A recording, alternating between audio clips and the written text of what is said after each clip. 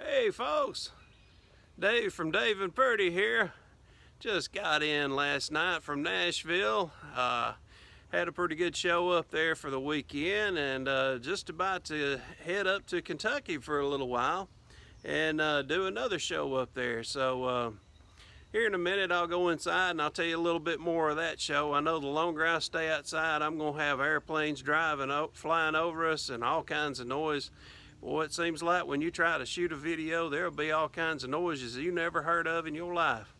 But anyway, just wanted to tell you a little bit of what I learned, a valuable lesson last night. I was in a big hurry. You can see all this water behind me. Man, we had a heck of a storm come through, and went all the way from Nashville and chased me down here all the way home. So what I found out was I got in a big hurry to load everything up to hurry up and get out of there. We were having winds of 50 to 70 miles per hour in the center of the storm. I was down on the bottom of it. Winds were about 20 miles per hour, and I was trying to hurry up and get out of there before the big came in on top of me. In my rush to get out of there, I forgot to really check my trailer lights and make sure that they were working. So I did not check the connection, and as I'm driving down the interstate, somebody waved me down and let me know. And man, that was awesome that they did. I pulled over and checked, and sure enough, I just needed to wiggle the connection a little better and push the connection a little bit better together. But you know, the dangerous thing, not only was I pulling at late evening and then it got dark. I did that for about an hour, driving in the dark with no trailer lights, you know, and it's raining. And not only is it dangerous and stupid to not have those trailer lights, but I didn't have any brakes on the trailer. If you think about it, you've got to have those trailer lights going just the same to have any brakes. If you don't have any electricity going to those lights, you don't have any electricity going to the brakes. So I could have been in a pretty big mess if something would have happened. And like I say, the winds were very strong, so you know, it would have been nice to have had brakes on that trailer if something would have happened. I could have hydroplaned or anything else. It was pretty stupid. But anyway, I'm going to Bowling Green this upcoming week. Real cool show. I'm going to step inside and tell you a little bit about that. I think a lot of you would probably like to go check that out as well. It's a pretty neat show. So if you'd like something to do this upcoming week, that'd be a good thing to do. So anyway, okay. So as I was saying, I'm going to Kentucky this week. I'm going to Bowling Green, which is a beautiful, beautiful place. The thing I've always liked about Bowling Green is man, the countryside is so beautiful. The hills, the farmlands, the grass, oh, it is so beautiful. And you know, the other thing that I never would have thought about Bowling Green until I got there was that place is like, man, it has got every culture you can imagine in the city of Bowling Green. It is amazing to see so many cultures living together in peace and harmony. It is really cool. You will see people from all over the world. You will see Amish. You will also see Mennonites. I mean, there is a lot of different types of cultures there, and I love to see that. I love people watching, but I also love to get to know people of different backgrounds, and it's cool to see everybody together.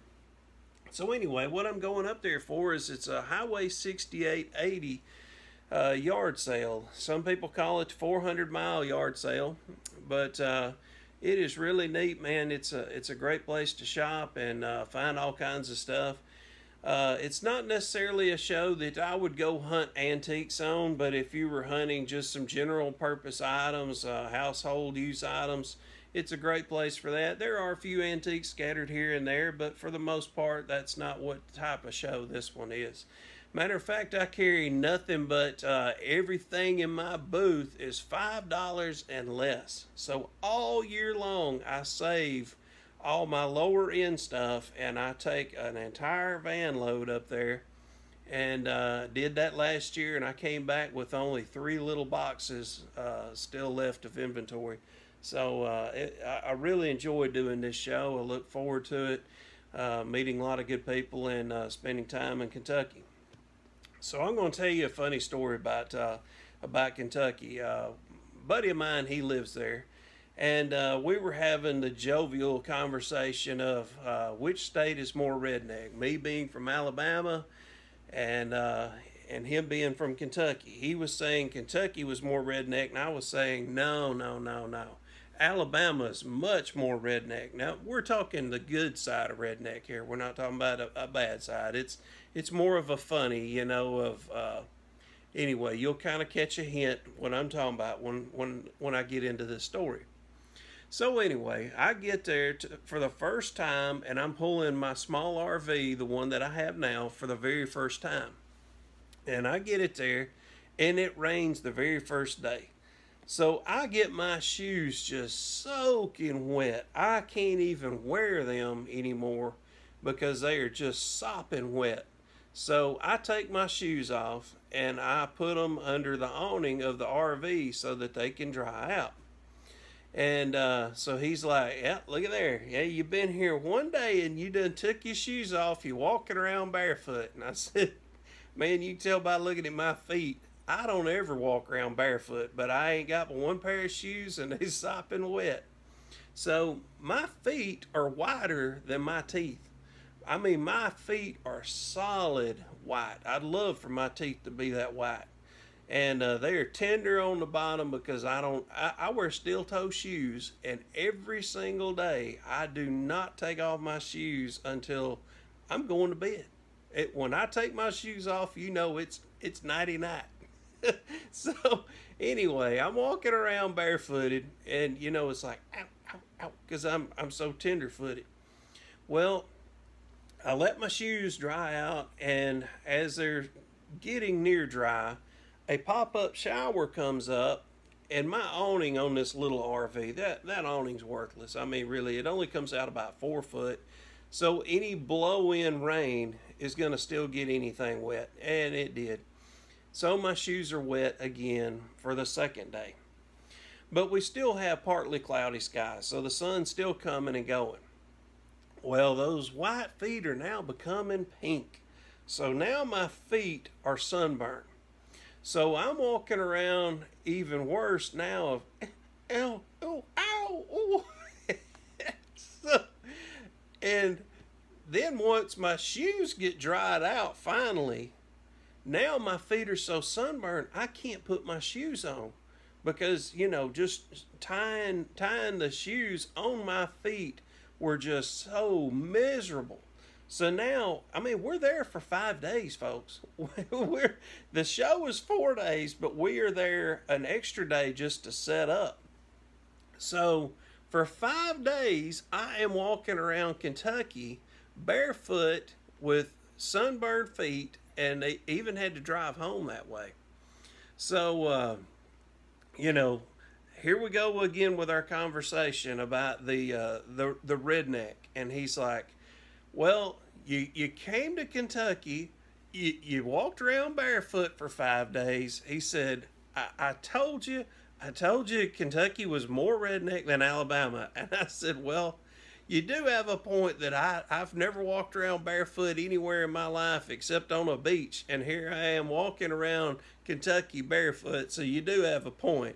So I don't know. We're probably going to continue this conversation when I get back to Kentucky. I'm going to have to be like, here's some more redneck stories from Alabama. Let's see if you can top those. So, you know, it's all in good fun.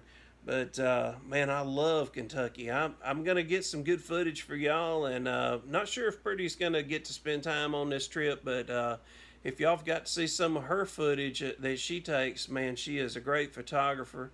She's hopefully she'll be able to get out and get some of the countryside of Kentucky, because man, it is really beautiful up there. But again, if you folks like to do some of those big yard sales, highway sales, man, this is a good one for you to hit up if you're somewhat in the area. Give you something to do. And if you do get out on it, look me up in Bowling Green. I'll be at It's an IGA store. It's right across from a school, and it's a big area. You'll see a lot of people set up, and I'll be out there. So if y'all see me, say hello. I'd like to meet some of you, and I appreciate y'all watching, and I really appreciate you hitting the like and the subscribe if you've not done that before. That really means a lot to us. I really appreciate it, folks. Thanks a lot for watching, and I look forward to getting this Kentucky footage out for y'all. Y'all are really gonna love it. So y'all have a great week. I'll see you soon. Take care. Bye-bye.